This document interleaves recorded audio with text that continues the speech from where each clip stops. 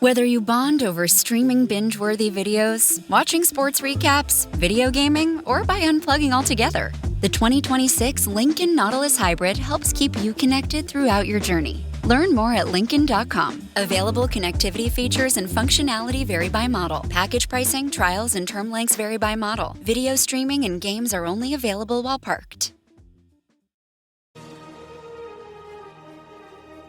And now, your daily dose of debate, breaking news, and uncensored views. This is the Michael Medved Show.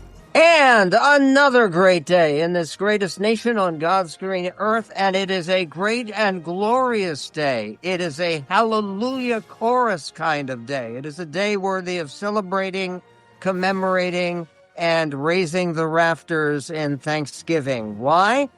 Because today, on January 21st, when we are now entering the second year of the Trump presidency, we finally heard incredible reassurance that everyone on planet Earth should celebrate. And I'm not kidding.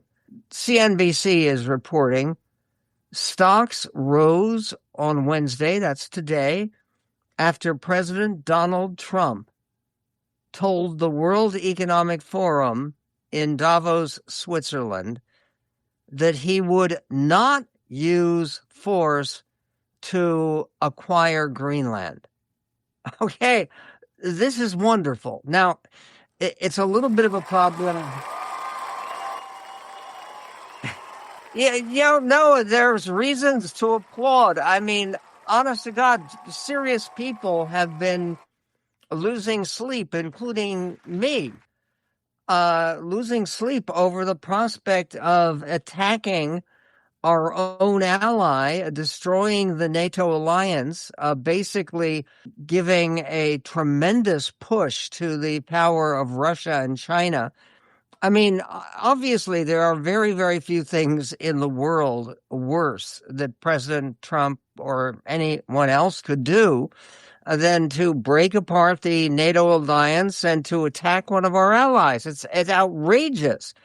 And now President Trump has indicated, no, I'm not going to do that. Now, of course, there's a question about trusting him at all.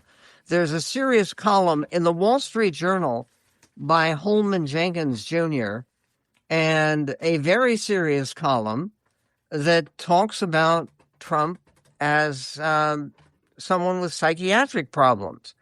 And, okay, so that means maybe we shouldn't be so reassured by what he just said. Holman Jenkins in the Wall Street Journal writes, Mr. Trump's preoccupation with owning Greenland, like his Nobel Prize obsession, would be best addressed elsewhere in therapy. I am perfectly serious, writes Holman Jenkins. Once he started unburdening himself of his insecurities and traumas, he probably wouldn't stop for a week. How about a year? In any event, the world and the U.S. would be better for it. As my bonus for saying so, my inbox will soon bear witness to an important corollary of a Trump-like political figure, the willingness of weaker personalities to subordinate themselves to the neurotic needs of stronger ones. Human history itself is my witness. The same reality also underlines the oldest advice in politics. Never fall in love with a politician, which apparently every generation must learn anew. President Trump has been making a lot of pitches for love in the last 2 days. Yesterday, he spoke in the White House celebrating the completion of his first year as president. And today he spoke in Davos, and both speeches were long, each one over an hour. And again, the idea of moving back away from the threatened attack on Greenland, Well, again, that's very deeply reassuring. By the way, maybe a little bit less assuring because President Trump appears not to know the difference between Greenland and Iceland. No, it's very different. Iceland has a lot more people. It has 300,000 people, not 57,000. And Greenland is many, many, many, many times the size of Iceland in terms of geography. And the idea, Iceland is a country that is known for bringing people in to celebrate their beauty pageant every year for Miss Iceland, which is purportedly those Vikings picked the best-looking blondes you can find anywhere. And so there's this fascination with the feminine pulchritude that you can find in Icelandic women. Maybe that's why, if he confused Greenland, he thought that Greenland was notorious for the most beautiful women in the world. Iceland is. So this confusion between the two countries may be serious. Meanwhile, speaking of may be serious, the headline says, Trump overall job disapproval at 63%. That's disapproval. Trump disapproval on handling the economy at 64%. A total of only 35% of Americans say they approve of the way Donald Trump is handling his job as president, and 63% say they disapprove of the way Trump is handling his job, according to the latest survey from the American Research Group. In December, 35% of Americans approved of the way Trump was handling his job, and 62% disapproved. In January of 2018, 35% approved of the way Trump was handling his job as president, and 60% disapproved. In other words, he has been failing and falling in terms of approval ratings.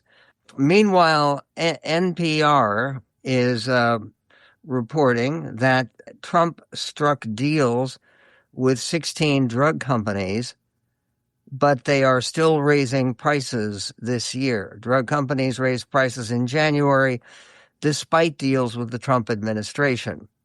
The Trump administration made those deals to lower drug prices for Americans, but they increased some list prices, the number of price hikes by company between January 1st and January 9th, 2026. Since September, 16 major drug companies have linked deals with the Trump administration to lower prices, but in January, the time of year when pharmaceutical companies typically roll out prices and price hikes, all 16 companies released higher list prices for some of their drugs. The agreements, nicknamed Most Favored Nation deals, were aimed at getting lower prices for American consumers and pushing other wealthy countries to pay higher prices for new drugs. But drug companies, including the 16 that made the deals, raised the prices of 872 brand-name drugs in the first 2 weeks of 2026. Holy cow. According to a new analysis by 46 Brooklyn, a drug price research firm. All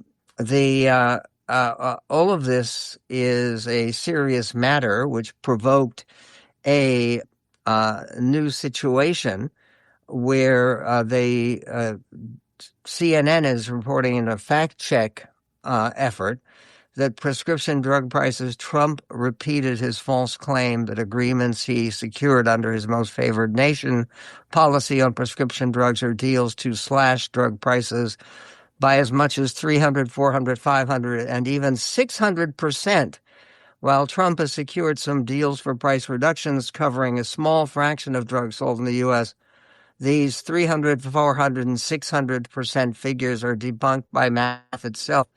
If President magically got drug companies to reduce the prices of all of their drugs to zero, that would be a 100% cut, while a decline of more than 100 percentage points would mean that Americans would get paid to acquire their medications, which is not happening. I'll tell you what is happening. We're coming up with Tom Nichols talking about how the military is being forced to plan for an unthinkable betrayal. We'll get to that and more with Tom Nichols coming up on the Medved Show. Well, the holidays have come and gone once again, but if you've forgotten to get that special someone in your life a gift, well, Mint Mobile is extending their holiday offer of half off unlimited wireless. So here's the idea. You get it now, you call it an early present for next year. What do you have to lose? Give it a try at mintmobile.com/switch. Limited time 50% off regular price for new customers. Upfront payment required. $45 for 3 months, $90 for 6 months, or $180 for 12-month plan. Taxes and fees extra. Speeds may slow after 50 gigabytes per month when network is busy. See terms. And on the Michael Medved Show, it is always both an honor and a pleasure to welcome Tom Nichols, who is a staff writer for The Atlantic. He is also a professor emeritus of national security affairs at the U.S. Naval War College, where he taught for some 25 years. And he's also was an instructor at the Harvard Extension School. His books include Our Own Worst Enemy, The Assault from Within on Modern Democracy. Tom, this has been such a busy day and such a confusing day in many ways. I know you've been monitoring, like everybody else, the president's two big speeches, a big speech yesterday at the White House marking his completion of his first year as president in his second term. And then the big speech today, an hour and 40 minutes, apparently, at Davos. Did you get the indication at Davos, which apparently the stock market has taken very seriously, that President Trump is now ruling out using force against Greenland? Well, for today, let's face it, the markets, grasp onto these. One of the reasons the markets are being whipsawed is that they grasp onto whatever Trump is saying and they hope for the best, or they expect the worst. I mean, yesterday, as Trump was speaking about Greenland, the market plunged 900 points. They're hoping today that Trump, is now going to see the light and that he was just shooting his mouth off, as he is sometimes wont to do. I don't know what to believe. I think he's deadly serious about this. I have been arguing since last spring to take him seriously, in part because there is something, there is something about Trump that when you tell him he can't do something, he becomes determined to do it. He is like a small child with oppositional defiance disorder, that when you say, no, you can't have Greenland, he decides that he's going to have Greenland just to show you that he can. I'm more worried about the fact, and I don't know, I'm not a market expert, but I kind of wonder how this is being perceived. I mean, these two speeches yesterday and today really suggest a man who just isn't well, who is just, emotionally disturbed in some way. I mean, these are two of the grand total of about 3.5, 4 hours. He spoke yesterday for an hour and a half, almost 2 hours. Today, an hour and 40 minutes. And, who knows what his positions are? He was all over the place. He was rambling. He was mumbling. He was holding up pictures of immigrants in Minnesota. He said he wouldn't invade Greenland, and then he goes off into, confusing Greenland with Iceland a few times. Three times. It was kind of a, I think Americans ought to be very concerned about the condition of their president. He also said that he had been originally planning to rename the Gulf of Mexico the Gulf of Trump, not the Gulf of America. You caught that? Yeah, and then, of course, he backed up right away and he said, no, just kidding. And then, of course, he backed up again and said, but wouldn't it be great? I think on that one, he was probably kidding, but the fact that he feels the need to slap his name in gold on everything, you can never rule it out 100%. Who would have guessed that he would desecrate the Kennedy Center?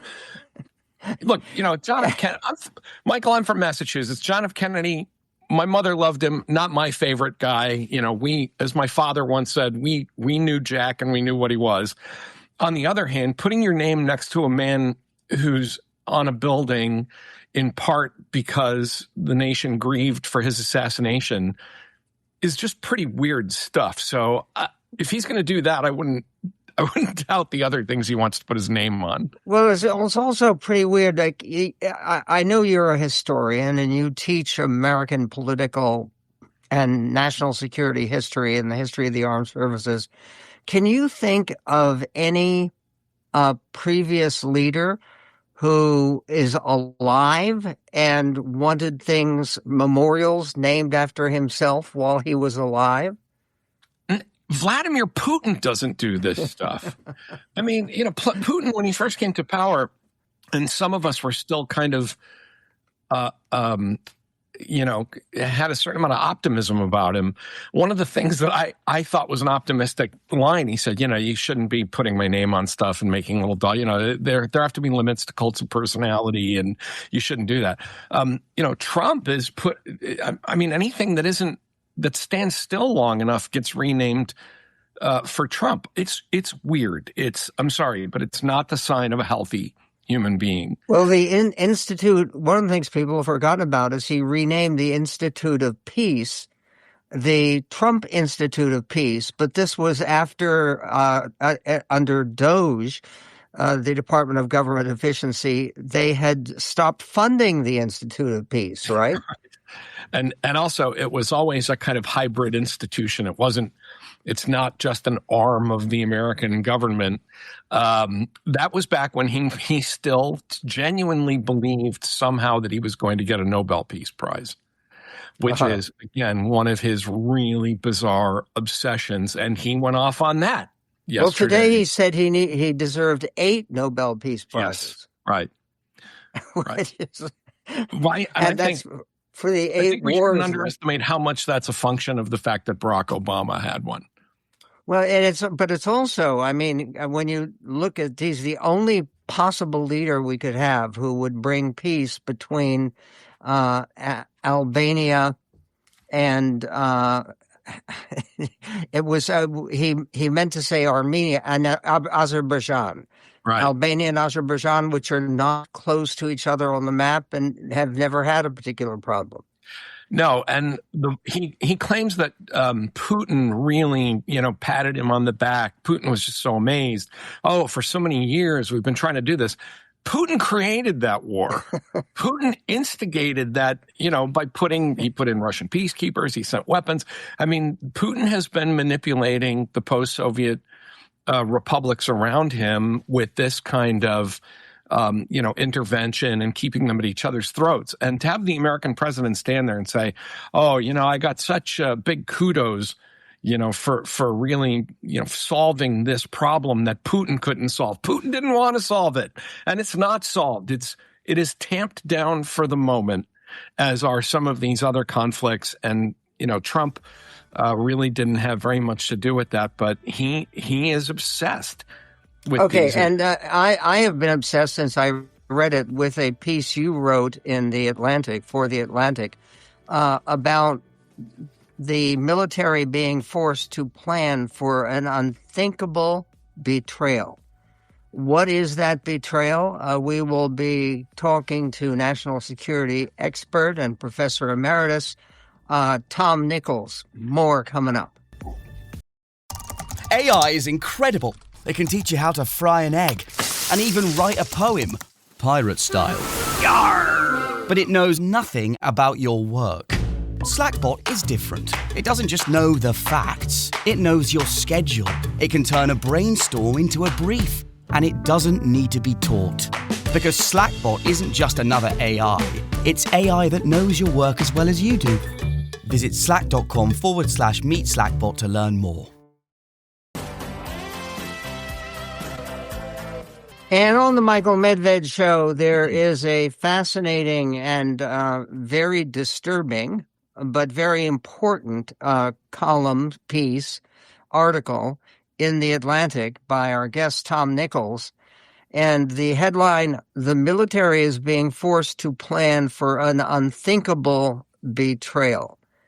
Okay, first question immediately that everybody wants to know is, what is that unthinkable betrayal? Let's think about it. Donald Trump wants the U.S. military to plan for the invasion and seizure of sovereign territory belonging to one of our oldest allies. Okay, how do we know that he really wants to do that? Because he keeps saying it, Michael. Except today he said something different. He said he wasn't going to use force.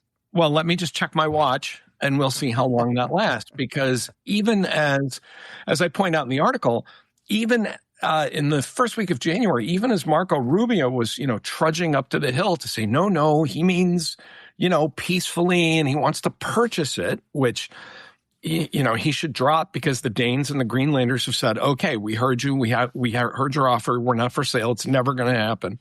The White House at the same time said, well, we're not ruling out the use of the military. Okay, so this all goes to the controversy that came up involving the members of Congress who talked about the military having the right to not follow through on orders that are illegal. This does not involve that kind of situation, does it? Yes, it does. First Okay, of all, explain. They have the right to refuse illegal. They have the positive duty to refuse illegal orders. And as long as Denmark is a member of NATO, first, let's just say that any major military action like this without the involvement of Congress is already pretty, of dubious legal quality. But invading and attacking a treaty ally of the United States not only violates international law, it violates domestic law. People forget that treaties are the law of the land in the United States. But that's really, and they have been approved by vote of the Senate of the United States, those treaties. Correct. Right? Ratified by the people through their Senate. But that's not really what what I was talking about with this betrayal. I mean, I think even just to plan for it, even just to consider it, I think requires military members to think about everything they have lived their careers doing, which is preparing to defend America, preparing to defend our alliances, preparing to fight on behalf of our allies together, shoulder to shoulder, as we did with the Danes in Afghanistan, where they shed blood right next to American soldiers fighting the Taliban. And then saying to them, okay, we now want you to proceed and plan as if those guys are the enemy and we have to seize a big chunk of their territory. That is unconscionable. And it's a betrayal not only of the military and its traditions, but it's a betrayal. It's forcing the U.S. military to think about betraying everything they believe in and attack our friends rather than defend us from our enemies. Okay. Meanwhile, President Trump today had one piece of his speech where 3 different times he talked about taking possession of Iceland.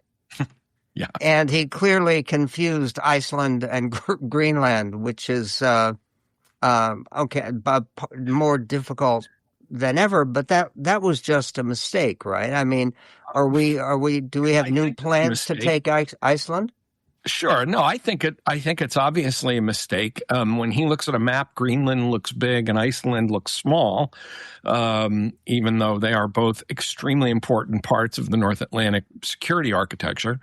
I think it shows that he is, he's losing it. I mean, he is not adept.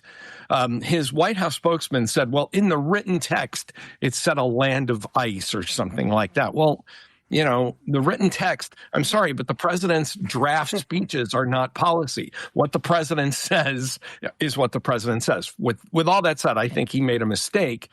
But I will just say, imagine if Imagine if Joe Biden had gotten up there and confused these two countries. I mean, he was run out of the presidential race, for one bad debate, a decision I supported, by the way.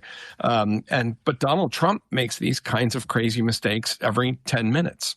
Okay.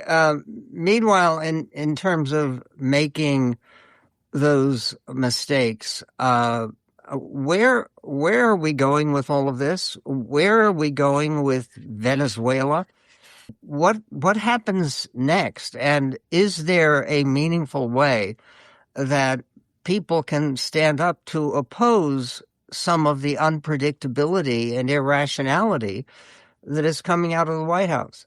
Yeah, it would be a really important innovation here and something we ought to think about trying. Imagine if we had an Article 1 to the Constitution that actually required a legislature to be the source of the people's power and constrain the president. That would be a cool thing to try. Unfortunately, the Congress under Republican leadership functionally doesn't exist. Mike Johnson today, by the way, said, I didn't see his speech at Davos. I'm not following any of this. I'm sorry. If you're the Speaker of the House and the president's the leader of your party, and you're basically admitting that you're not paying attention to any of this, either you're bad at your job or you're intentionally hiding under your desk wearing noise-canceling headphones so that you don't hear any of this stuff. I don't know how it ends. I think what's happening here, Michael, and this is just me trying to intuit the behavior of a very unpredictable person. I think this is still an emanation from the Epstein files. I think he lost that fight in December. Or November. He has been just absolutely seized with it ever since. He's lost court cases. He's losing public approval. The economy is not going the way he wants it to go. And like a lot of would-be autocrats, I think he's looking to engage in foreign ventures, hoping that each one of these produces a kind of rally around the president moment. And of course, that's not happening, and it frustrates him. So he moves on to the next one. It didn't happen in Venezuela. He doesn't really get a bump out of that. He decides that he's going to start threatening Iran again. That doesn't seem to get anywhere. So now he's going to seize Greenland. That is widely opposed by Republicans and Democrats alike. And so, what's the next thing he's going to try? I have no idea. But I think that's what he's doing, because I think his cognitive abilities are decaying quickly. And I think he is increasingly seized with a kind of megalomania where he is going to keep doing these things, convinced that eventually people will love him for doing that. Well, he's going to lower the cost of drugs by 1,300%. Yes, 1,300, which means every time you buy a drug, you get $100 back. No one's ever claimed that the man is good at math, but these are the kind of claims where he just, I think he cannot comprehend the fact that his own party turned on him about Epstein, that he's still freaked out about that, and that he still cannot understand why his polling numbers are in the basement. And he's increasingly turned, as you know, he's turned to blaming the American public. Well, they're just dumb. They don't understand how cheap eggs really are. Kind of arguments. And again, which he brought up at Davos, speaking to a World Economic Forum, Joe Biden, he has new proof that Joe Biden stole the election. Yeah. And not even the last election. It was the election two times ago from 2020. Right, almost 6 years ago. But we finally uncovered, we're looking for the real killers here, Michael. And we're going to uncover all of that proof. Again, I think the sign of a deeply unstable person. And I think people ought to be worried about that. This man holds the codes to 1,500 strategic nuclear weapons. At this moment, when he's standing there saying these crazy things, remember that he's holding a little packet about the size of a playing card that has the codes to enough weapons to destroy the Northern Hemisphere. Okay, which is an awesome level of power. I'm very grateful for your two recent columns